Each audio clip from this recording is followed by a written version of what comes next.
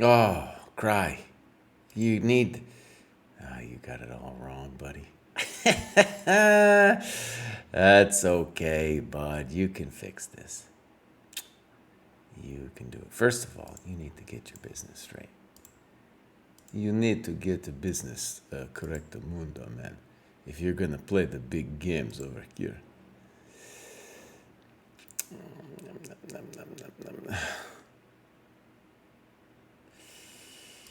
Okay. Not working. I try again. Pop. Not working. I try again. Not working. Oh. Okay. New window capture to just start from scratch because nothing works. I was watching Kramnik's latest interview, and I'm just whenever I hear an accent, dude, I have no defense. I have no defense, and nothing can be done. All right, we're gonna bring this down, baby. Oh, please let it bring. Don't bring me down. First, I need to come up in the world. Okay, first, buddy, go. Oh, don't make me sad. Oh, don't make me sad. There we go, buddy. Now, how am I going to do something like this? There we go, bows. Let's try that. If it's a little funky, we can make jadoops. All right, we can make some jadoops. And attack. That looks okay. It looks okay. Why? There's things I don't understand that are going on in the Twitch, but I never have.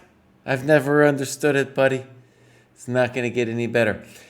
Okay. Got a pretty full show. This is like the graduations of a week and 2 days. I apologize for changing the date. Mostly it just was a PR thing in that Tuesdays, it's titled Tuesday. Then, first of all, Kostya can't join me. But then also, no one's watching because everyone wants to see Hans play chess. Dude, what are we doing? What are we doing? So, that's why I changed it to the Thursday. And so I think I'm going to try to do it from Thursday from here on out.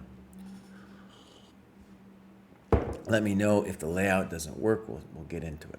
So what we're going to do is see, Jack has this beautiful thing he did for us. So we have the graduation of 9/12. And then we have the graduation of 9/19. This doesn't make any sense to me, actually. So let's go past week. I don't think actually 9/19 doesn't make any sense. Hold on. 9/19. When is 9/19? That'd be next Tuesday. So what do you got to do, buddy? You got to do both of them, both 9/12 and 9/19. I think that's what you got to do. So let's start with 9/12. Yeah, this is going to work out. This is going to be doable. What is this? So, Talon Space. This is the weekly graduation show. The Chess Dojo training program has a bunch of cohorts organized by rating bands of 100 points each. If you progress from one rating to the next, so you went up basically to the next 100 points, then we celebrate that by taking a look at how you did it and any games that you submitted to the database. And sometimes people say something, right, about the good and the bad about the program. And that's all. I'll read that out too. M. Norris is here to get roasted today. Let's start out by roasting Charles D22. There's a rating graph, dude. Okay. So, let's think about this. It looks like Charles D.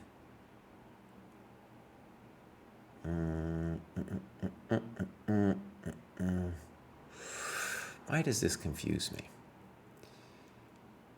Because, yeah, so is now, went from 0 to 300 to 3 to 400. Good. So that's the normalized rating. We have to have a normalized rating because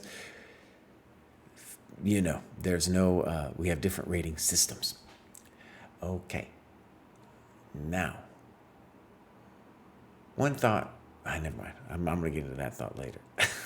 Let's look at the activity. Oh, this is new. Jack changed this up a little bit. Dang. Oh, Jack changed it up, and I think I like it, dude. So just the layout change out where you see both the score and the time immediately, and then the timeline below. Oh, I like this a lot, Jack. This is cool, man. Yeah.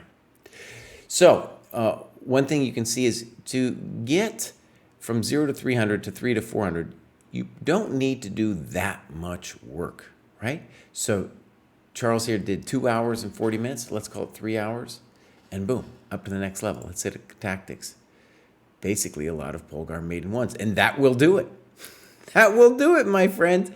That will take you to 3 to 400.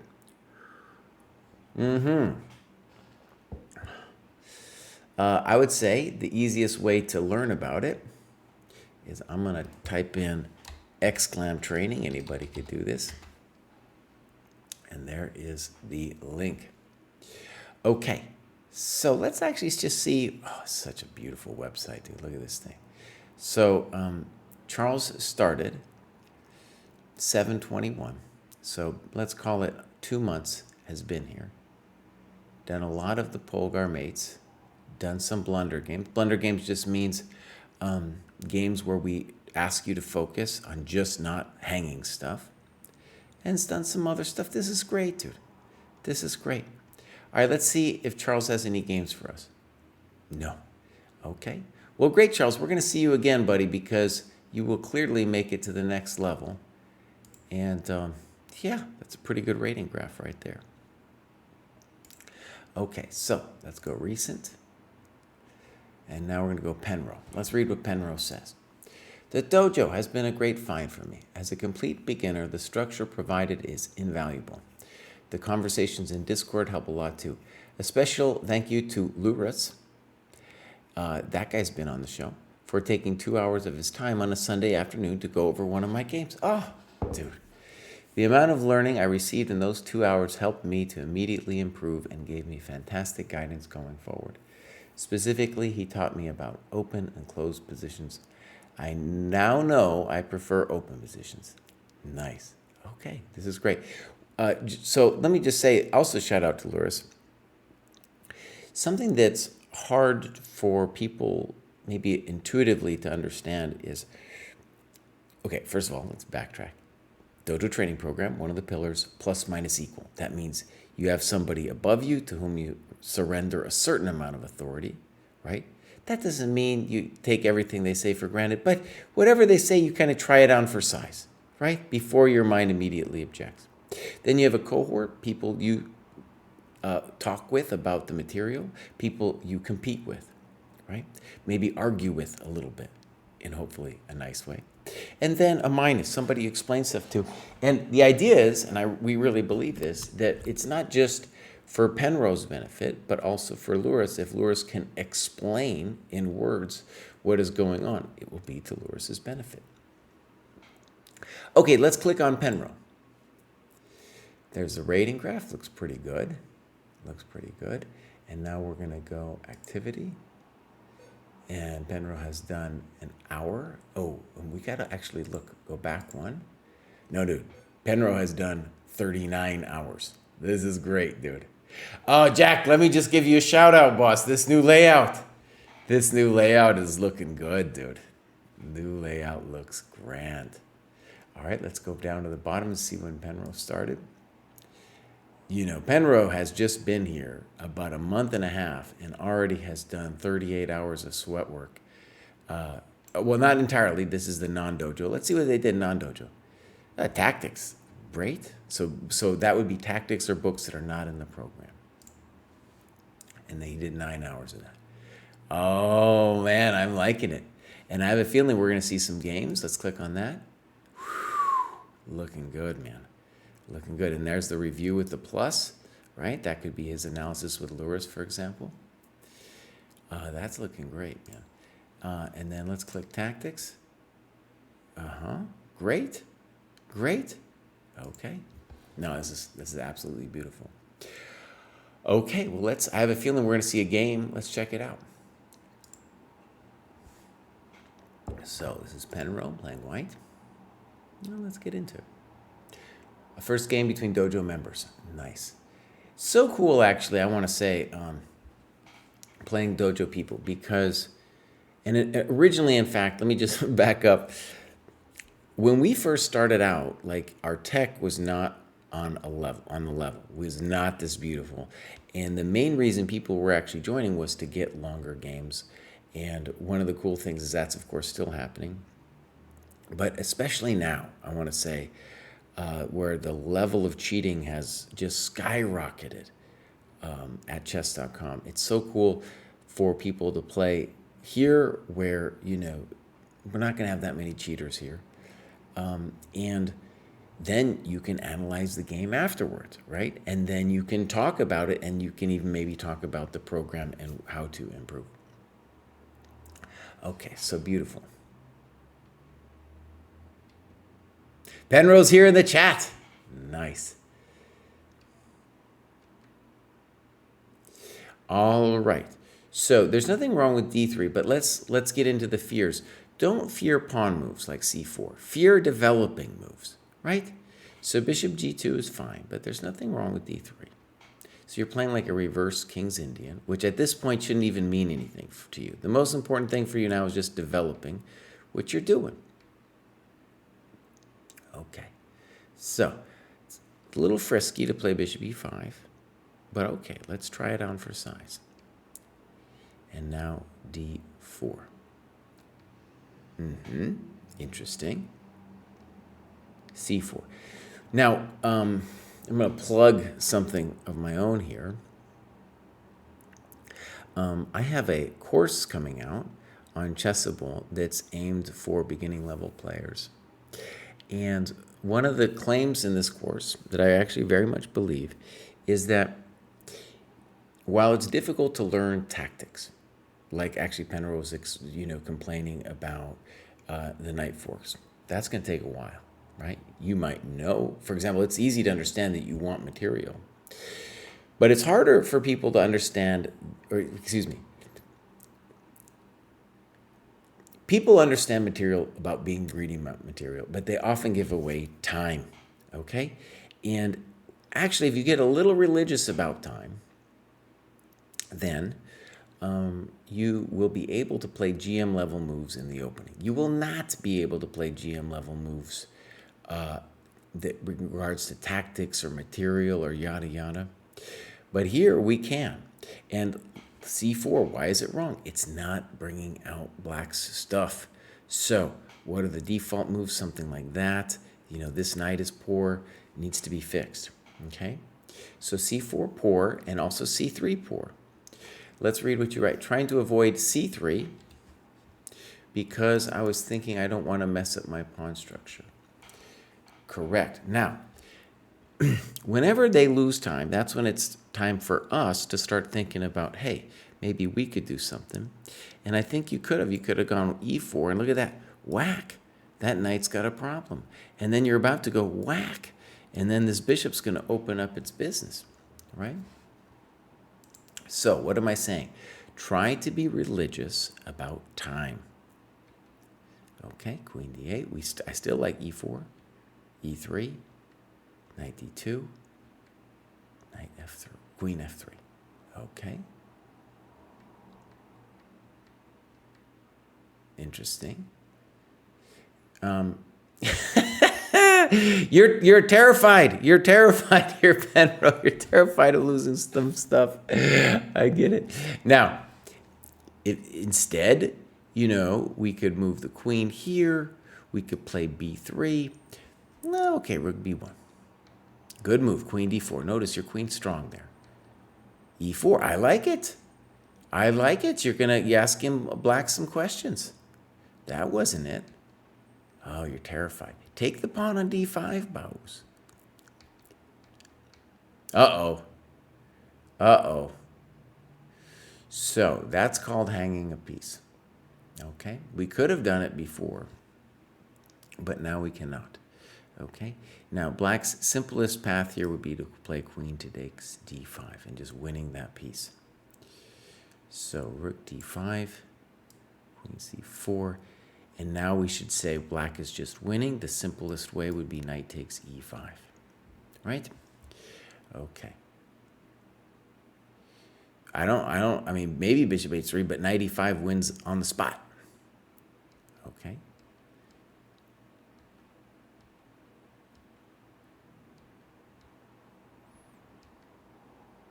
Good tricks. Let's get some tricks going. Let's take that. Oh, we can't take that knight. Oh, buddy. Now, notice you could take this knight. Now, let me stress something. The way you learn tactics is by going over your own games. So, for example, here, you could take this thing, but then you have to calculate queen takes f2.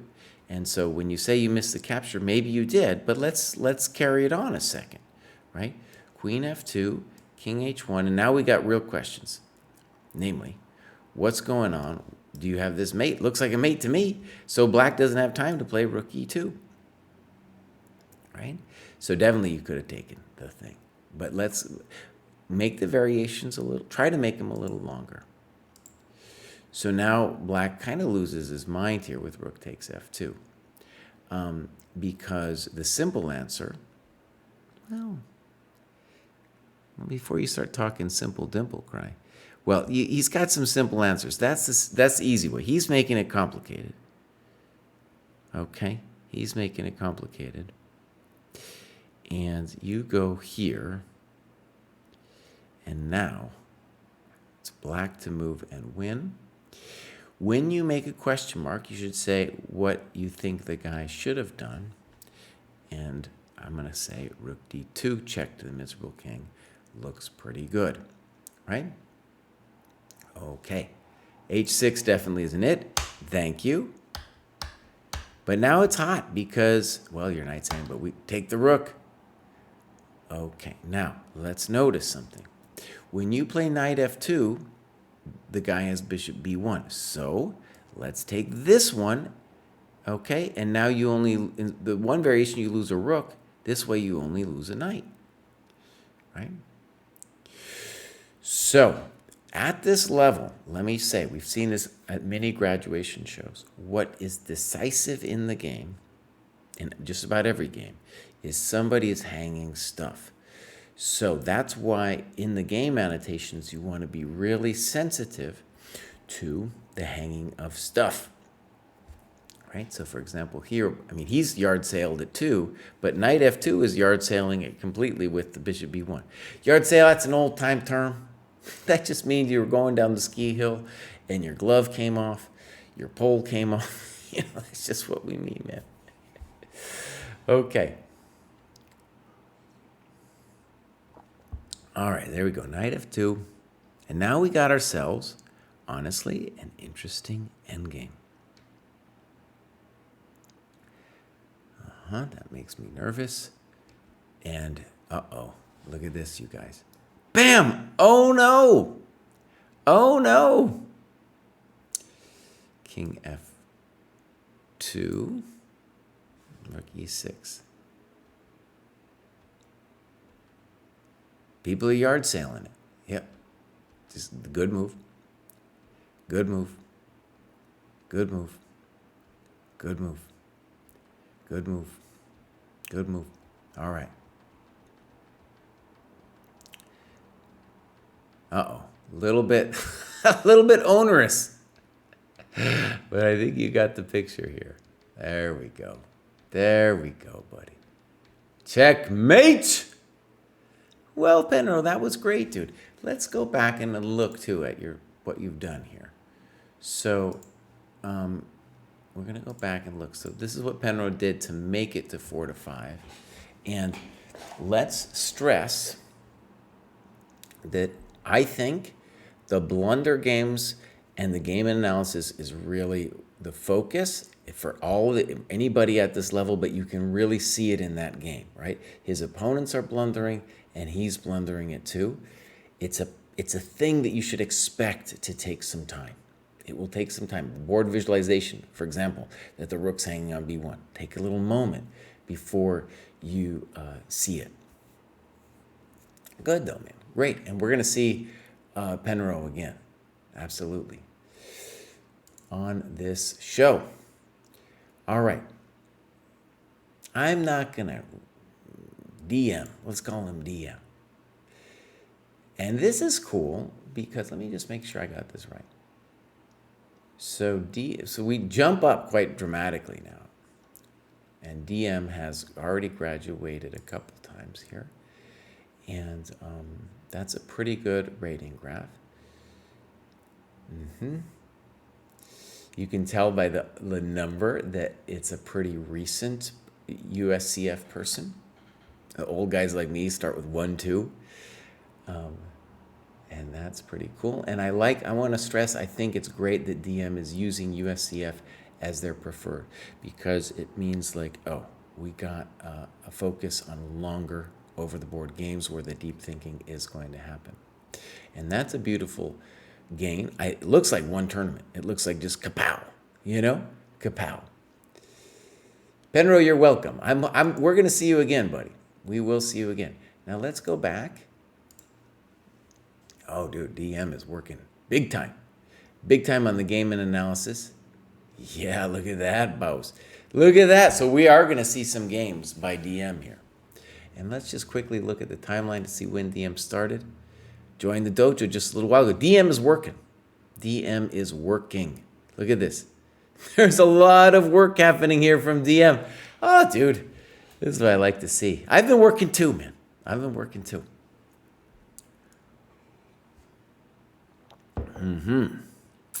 Okay. So, well, with all these games, let's go give it a look. Boom. So this is the Phoenix Open. I played in the Phoenix Open years ago in Mesa, Arizona. How could it be in the Phoenix Open if it's in Mesa? Give me a break. I sense a contradiction. I remember, man, we drove there. This is in the 90s. We drove there with a friend from New Mexico, and oh, dude, it was in Phoenix in kind of summertime, and it was my first experience with that crazy heat. Okay, so here we go. And I think we're about to flip it because, no, that's correct.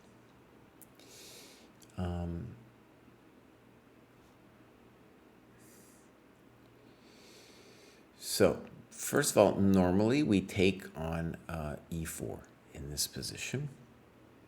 And definitely white should play e5 here. And it looks to me like a good French for white after e5. But okay, bishop d3,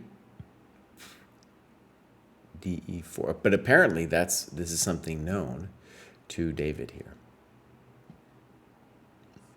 Now, white senses that they will lose this pawn if they recapture with the knight, so they take with the bishop.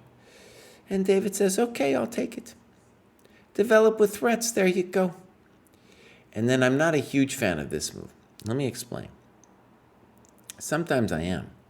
But the beauty about bishop g6 in this position is you should note that this knight is terrible, right? And this bishop is cutting the knight's squares, from being useful. This one too. So later the knight, if white wants to do anything, is going to have to come back into the game. But okay, pop, pop. Good move. Knight e2 is a little weird. Good. A little weird. Good move. And now we need to do a little bit of calculation. Would it have been possible to play rook takes e2? Now, I think the answer is kind of. So imagine rook e2, bishop d6, and then your rook doesn't have any great places to go. However, nota bene, what happens in the game? Bishop f4, knight a6, and white needs to take this pronto because after c3, my friend, well, then I think you can take it. Thank you very much, right? Bishop d6, rook takes b2, and now we're winning. Easy peasy, lemon squeezy, as they say, as they say. Okay, so that's a good tactic to be thinking of. And there's actually several card compositions that have this kind of dynamic of can I take on e2? Okay, so knight a6, c3, b5. That's weird. My opponent blocked the path I had in mind, so I decided on knight c7, d5. Okay, so notice how highfalutin that is compared to taking on e2. Now, pawn moves are not developing moves, and so if you're going to do it, I suggest knight c7, because first of all, you're playing b5 with the thought that, oh, he's going to mess with me on c4, but c4 has its own problems, and you can get out this way in addition to this way. Okay, so I'm not a huge fan of this move. Pop. Can you still play rook takes e2? Yes, you can. Yes, you can. In fact, now it's even easier, right? Because, if bishop d6, now I'll take this guy and I'm just up a piece. Thank you very much. So both players missing this.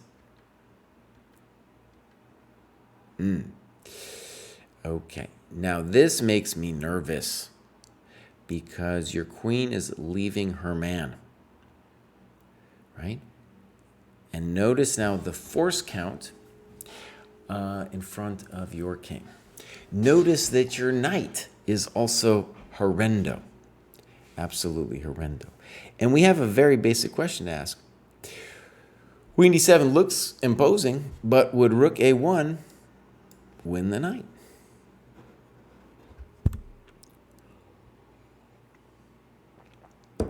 Looks like it wins the night to me, man. Okay, so like I said, these are the kinds of things we want to look for when analyzing our games. Also, one of the great things, postmortems, maybe analyzing with a friend, they might help encourage you to see these things. So, boom, boom. And we have a little trouble. Well, it's sad, but maybe true, huh?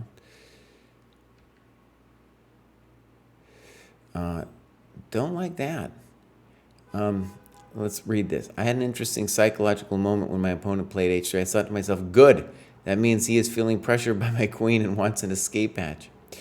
Well, let's talk about what they should have done, right? They should have played queen c6 or queen a7. Maybe queen a7 is even better. And there's no Puedo take on b2 because the knight's hanging.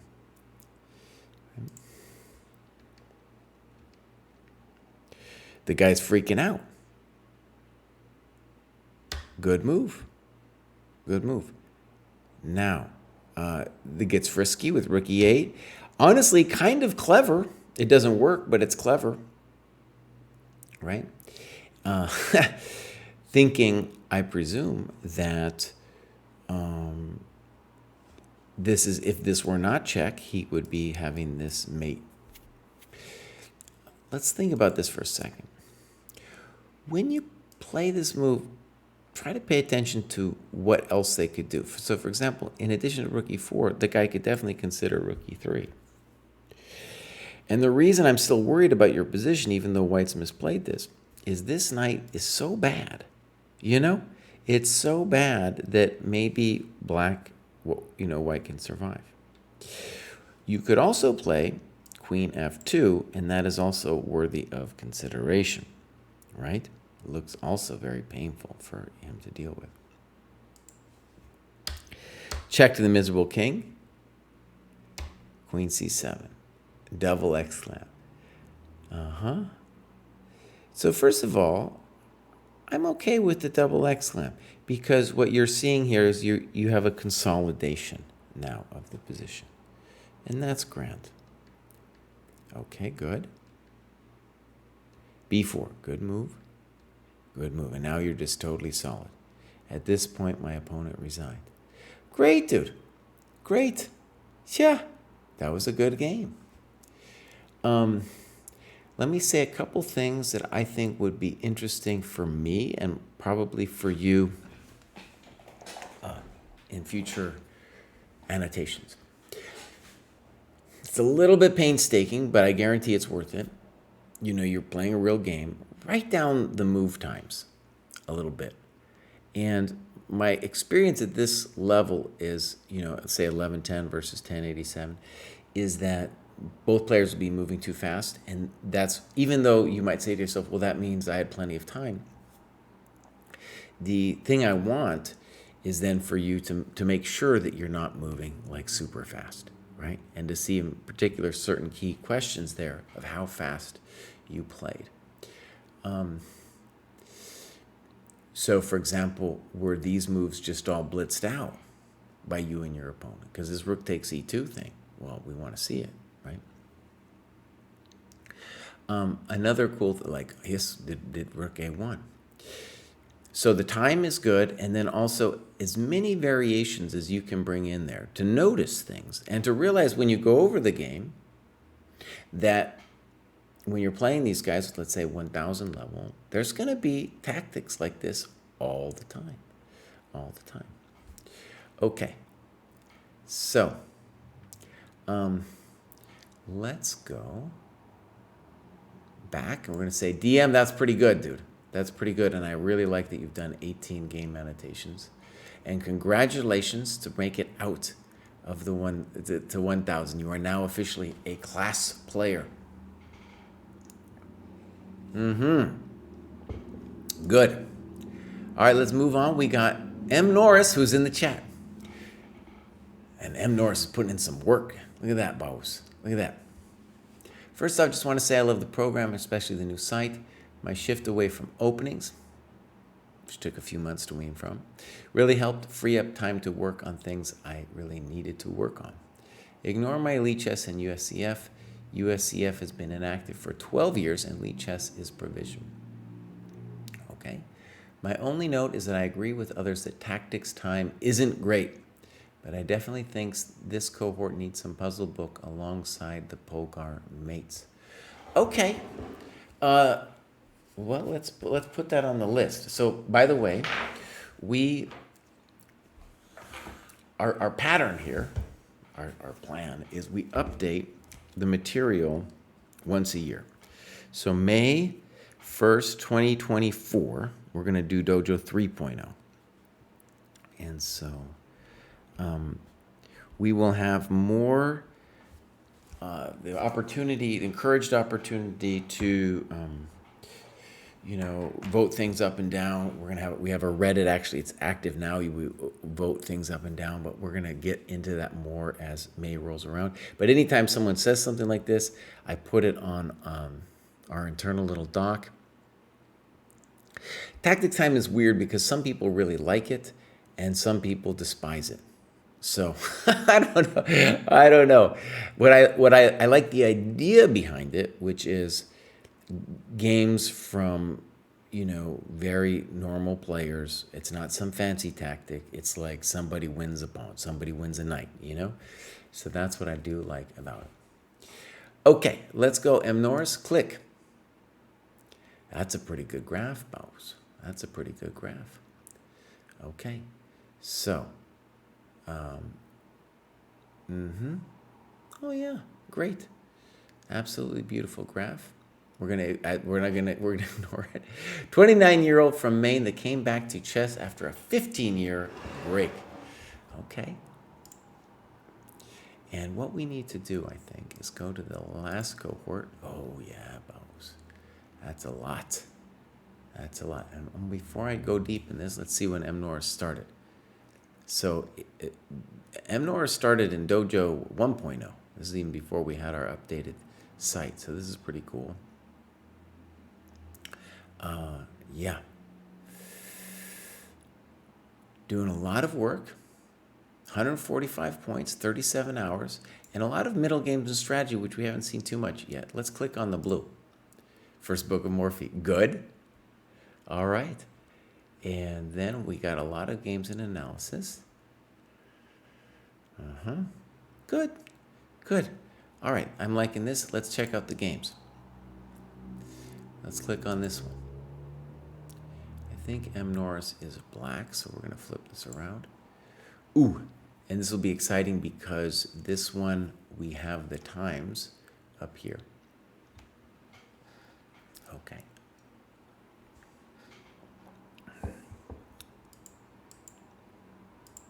So far, classic chess. And then E4 is sometimes called the Botvinnik system. As long as you're playing reasonable moves here, though, doesn't matter. D3, D6, Knight E2. So your opponent is playing like a setup, okay? And the only word of wisdom I have here is that the idea is that after castles that he'd like to develop the rook on f1 by playing f4 and to thereby have an extra pawn in the center. And so if you're not aware of that, it might hurt. Let's see. And right away, I think f4 would be an interesting option for the guy. And now queen d7, though, because now you'll have time for bishop h3. Okay, you didn't do it. You still, I have some sympathy with knight d7. And as I said, that's the setup they're looking for. Okay, so passive, but all your pieces make sense. And, you know, now white should be thinking about rolling you like this. Let's see what they do. Good. And here they come. Here they come. So I want to say your opponent is, at least from the opening here, dangerous because you can tell that they understand something, right?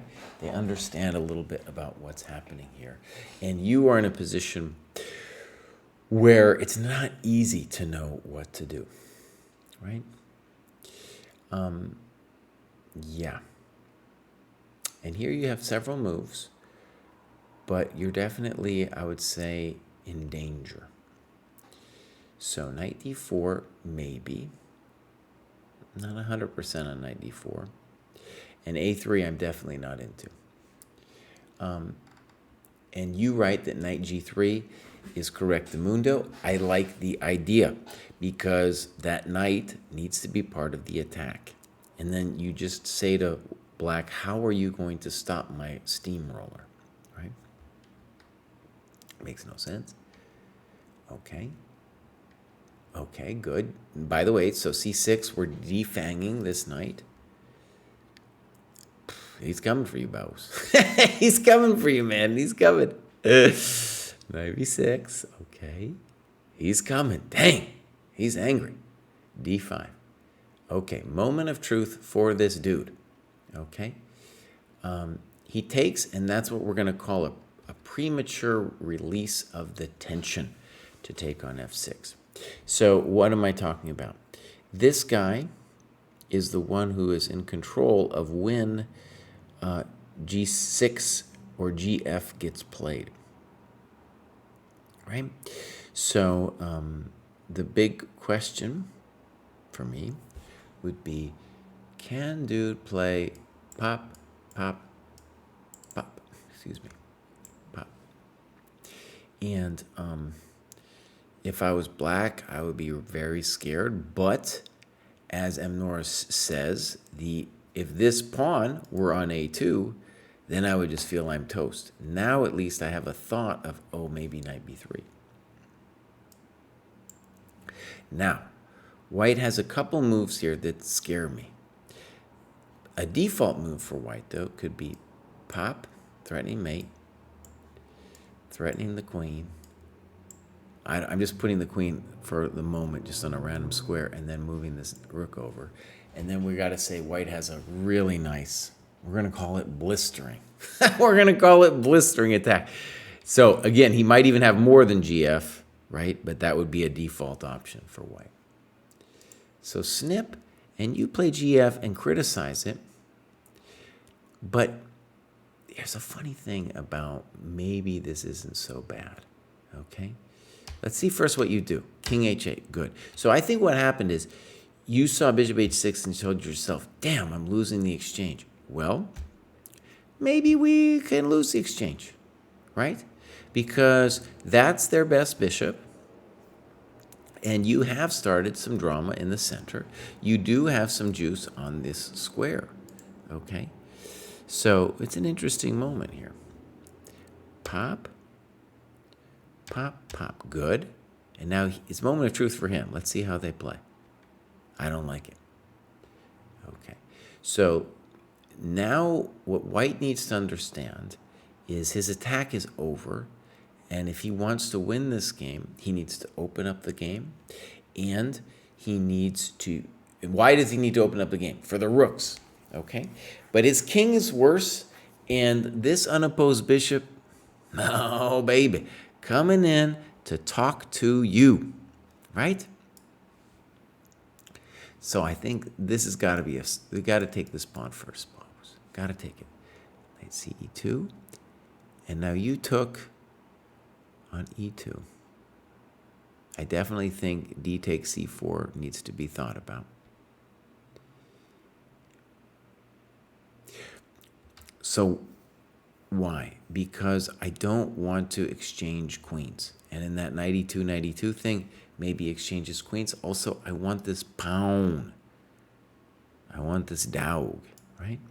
So that's the big one. And we got ourselves a nice position, Bows. I don't know what's exactly happening, but look at that. That's some dark squares. And then our bishop not only dreams of this one, but is dreaming of that one. Oh no, whack. Put that baby on E5. Start rolling them creatures. Those creatures want rolling. Rolling. I'd rather be black, son. I'd rather be black. I'd rather be black. Okay, so here we go. Knight E2. Queen E2. Now, let me say something about this Botvinnik stuff. It's some highfalutin stuff, right?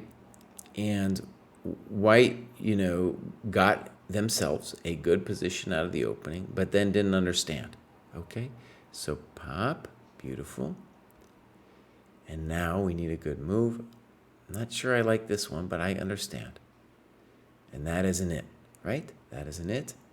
Of course, they should play rook takes d3. I like the annotations with it. In fact, this is, see, that's our unclear symbol. Let me say a little bit about this unclear symbol. Back in the day, before the computers, you'd say unclear and you'd be like, I don't know. I'm not worse though, fighting game.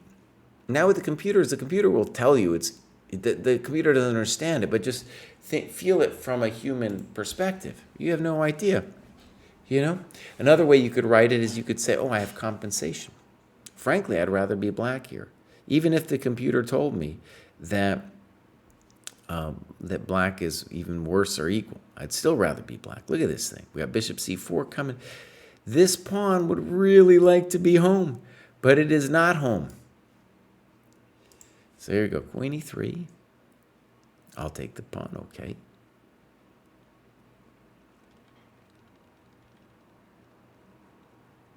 Bishop e7.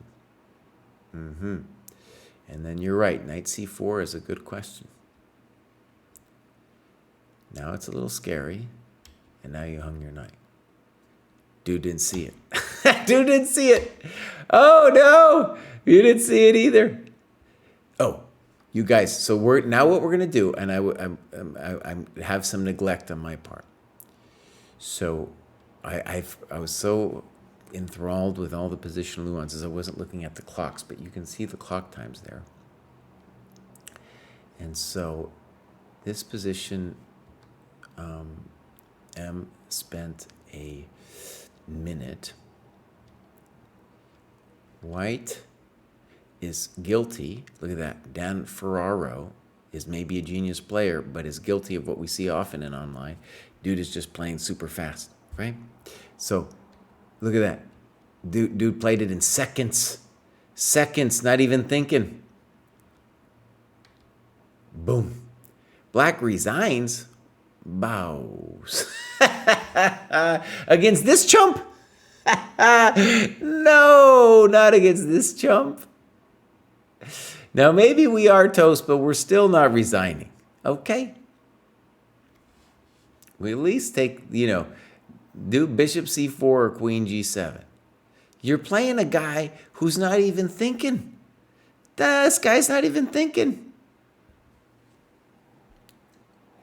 Now we can see too by the time spent whether this was like a kind of a rage quit, because you got 17 rook d8 and then you're like, I'm done, bows.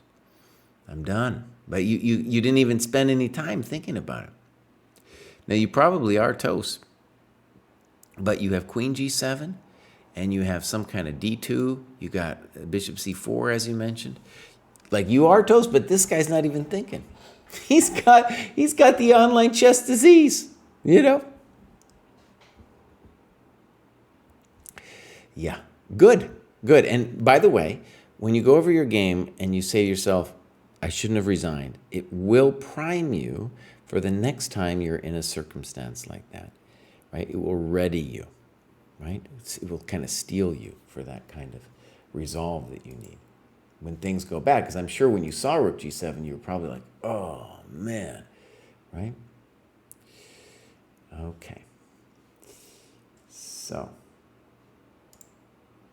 I got to get back. All right. So, sometimes I'm sliding under my desk here. M. Norris, this was a good graduation, dude. Let's go back. I want to look a little bit more. 31 games. This is what I'm talking about. Yeah. And you're up there in Maine, so you got plenty of time, buddy. You got plenty of time. And already done some work. Nice. Okay. This is great, man. Even if it is a little blitz. You celebrated your graduation with a little blitz. Okay. And then there's the cool rating graph. Yeah, I like it a lot, man. That's a very consistent rating graph. Especially because, you had what might have felt like a minor plateau at the time. Okay, beautiful. Congratulations. And next up, we have KLJ. First graduation, a bit of opening theory, and lots of tactics. Okay, let's go look. Boom, look at that graph, buddy. It looks like a straight line to me. What's going on, man? That's pure straight line. That's just what happened there. Oh, this is just the last couple days, dude. This is the last couple days. Let's try to figure out what's going on with KLJ. First, we're going to go back a touch. Dude didn't put the time down. That's fine. And then we'll just see when they started. Very recent. So, yeah, it's a very recent move up and a lot of work done in that short period of time. Let's kind of click around and see what they did. Endgame, the algorithm. Good. That's what I think I noticed there below. Logical chess move by move. Good. Some opening stuff. Good. Tactics. Fine. So a nice pie chart. Okay. Good. And I think we're going to see some games here from KLJ. No, we don't. Okay. Let's click on games, actually, and see what's going on. Games played. Fine. And actually, if I go back to this one, if I also click annotated games. So, I don't know. We don't see it yet, but maybe that hasn't been put up yet. All right. Greetings, Krabby Crab. Krabby Crab's maybe just got out of school, looking to do some chess. before his parents tell him he's got to do some homework. This is your homework, buddy.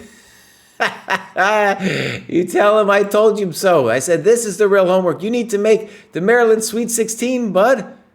All right, Octopus. Octopus is graduating all the time. Let's click on, see what's going on. That's a great rating graph. Jack, I just want to say, dude, this looks great, dude. This looks fantastic. Little improvements like this where, we're getting a graph instead of just seeing some numbers. Fantastic. Okay, so Octopus is clearly flying here. And I think this also, I'm going to check something. I think this also reflects when they join the dojo. We'll check and see if that's true. So that's like June, middle of June. And we'll scroll down, middle of June. Okay. So if I go back one, the Octopus isn't doing a lot. We've seen Octopus before, and Octopus is flying up, not logging their activity really. Let's click on a game. So this is the famous Octopist with no notes. Let's see if that was also a similar crime with this one. No notes. I think I shouted at Octopus last time because I do a little graduates announcement, and if there's something going on there, I give them a shame. Give them a shame. Okay, so we'll shame Octopus. In fact, Kraai, write it down. We're going to shame Octopus. A lot of people say shaming's no good, that peer pressure's no good. I got kids, dog, and the only way they'll do something is if they see some other kid do it. That's the only way. So that and shaming. Like when I shame them, it doesn't matter actually. But when another kid shames them, great. Fantastic. Okay. So that was Octopus. Now we're going to have Can FB. We're going up the ladder here. Oh, Chess Latte. Hey, Chess Latte, dude. Chess Latte is now in Japan, I think. Maybe Chess Latte is in the chat. Maybe he'll announce his presence if he is. That'd be good to catch up with Chess Latte. Okay. This is Can FB, USCF, big gains, and a little bit confusing what's going on with Can FB. But let's just click around for a second. And then beautiful work. Let me click back. So their normalized is 1796. So they've been the same rating, the normalized rating for a bit, and then maybe they just were like, "Bows, I'm ready to go up," even though they were like almost there, Okay, so activity, and then we're gonna go back one. Lots of work. By the way, let me just say the obvious. Once you start getting up to the higher cohorts, the more competitive it becomes, the more work you got to put in to make it happen, right? Let's see when Can started here. Right? That was maybe there were before that too, but that's when we launched Dojo 2.0. So a lot of work done. I like it a lot. Let's click around a little bit. Okay, Art of Attack. I've been reading that book recently too. Great. And then we got Tactics. Beautiful. I'm really happy to see the Polgar mates. A lot. Chess Tactics from scratch. Beautiful. Puzzle Survival. That's really good. Okay. Let's see. And if I click this, perfect. If I click this, nice. Oh, this is really good. Okay. Yeah, I like it a lot. All right, let's see if we get some games here from Can. We do. This is the Bradley Open. That's familiar to me, the name, but I can't place exactly where that is. And Can is white. Aggressive repertoire, baby. All right. So if you don't know, I did a whole opening repertoire first for this site, and then I put it up as a Chessable course. It's known as the Chess Dojo Aggressive Repertoire for White on Chessable. And this was actually a system that Pruess was like streaming it, and well, I'll tell the whole story. They were working on it before I got turned on to it. And I played some fun games with Sombrero here at the dojo, and he like put I was just playing any opening against anybody, and he was starting to give me the business with this h4 move. So let's see how this goes. h6, and now g4. Pop. Beautiful. Now, the point is that if they go back, we are going to jammer them with e6. So bishop d7 is a way for black to play where they say, you know what, I'm going to get like a nasty French with e6 later, and I just don't want to lose my coconuts over there on the king side. It does give us some practical problems about how to play the position. There's many moves here for white. Fine. Fine.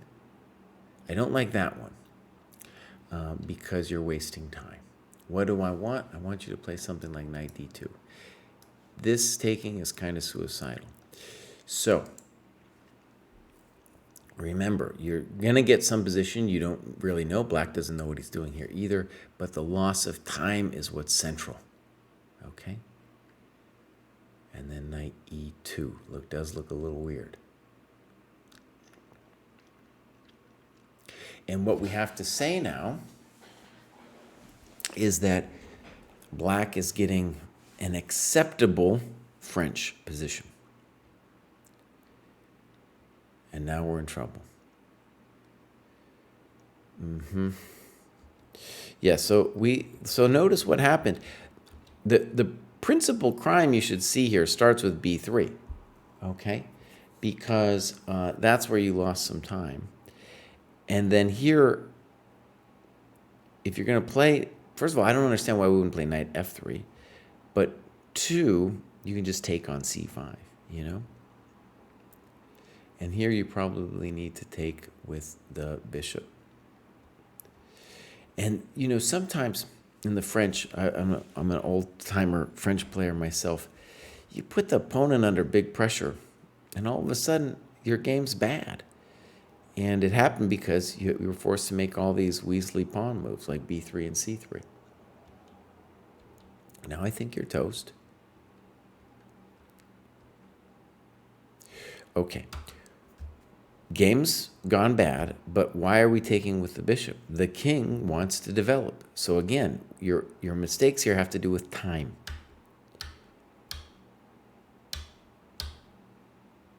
Again, you need to bring your knight out, Bows. It has nothing to do with that. I understand, though. I understand. You want to prevent or something, knight g6. Still is going to do it. Okay. Interesting position now, where maybe you're not doing quite so bad. You're still doing pretty terrible, but maybe it's not so bad. And that move, I think b5 is real frisky, because exactamundo. You got this. Okay. So, let's think about this for a second. Your opponent has a winning position here and can do a variety of things. Okay? What do I want you to do, by the way? I want you to develop your saus. Okay? Develop. On bishop d3, they need to think a little bit. I think knight g6 is interesting, but what they need to understand is that if they're going to play knight g6, it's with the belief that this bishop is later going to be a genius. Okay? For the notes, definitely try to write down what you think black should have done. Right? Interesting question, honestly. Because I definitely believe in black here. And there are a lot of moves. You could play rook c8. You could play a6, bishop b5. You could play castles followed by f6. You've got a wide range. So snippos. And now black has to be super sensitive to this knight f3, d4 thing happening. Good move. Good move. And then this is truly a blunder. But he has created big drama for himself. I think maybe g5 is an interesting move. Okay, b5. Is he lost, though? Is he toast? He's just encouraging you to come in, though. What is he doing? I like that move, Baus. I like that move a lot. Yeah. Boom, boom, boom, boom, boom. And now chess is an easy game. Ah, pretty good, Ken. Pretty Ken. It looks like that was a rated game. In fact, what we can see, I wasn't paying attention, is Ken has been using his time, and the non-dojo player just blitzing it out, dude. Just blitzing it out.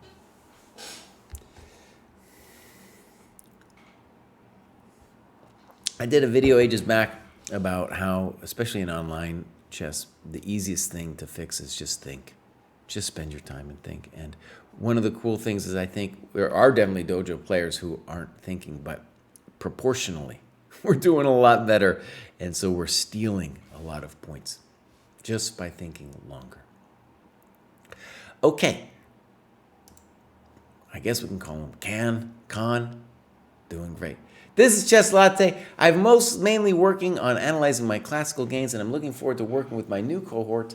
I finished reading New York 1924, only to discover that it was removed from my cohort. The good news is, when you're moving up, boss, I think it's going to come back. New York 1924, I've been thinking about a lot recently. I just finished this book, Advanced Chess Tactics by Lev Sakis. Will the video review come out? Should hopefully, supposed to come out today. It hasn't. I don't know what's going on. In any case, it's already 3 o'clock? Is it true? It can't be 3 o'clock. Is it really 3 o'clock? What? I'm confused, dude. It says it's 3 o'clock. Wait, it can't be 3 o'clock, Baus. What time is it? Google it.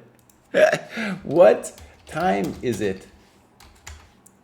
3 o'clock. Baus. Did I start late or something?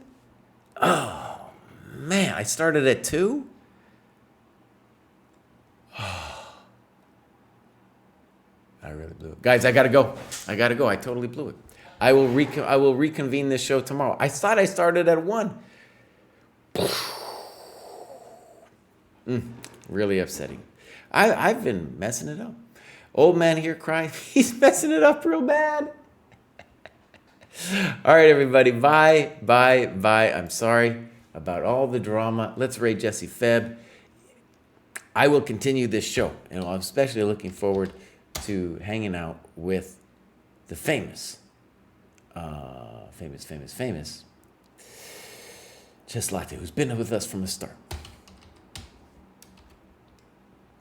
If Kostya is here, he needs to shout at me right now. I'm raiding Jesse Feb.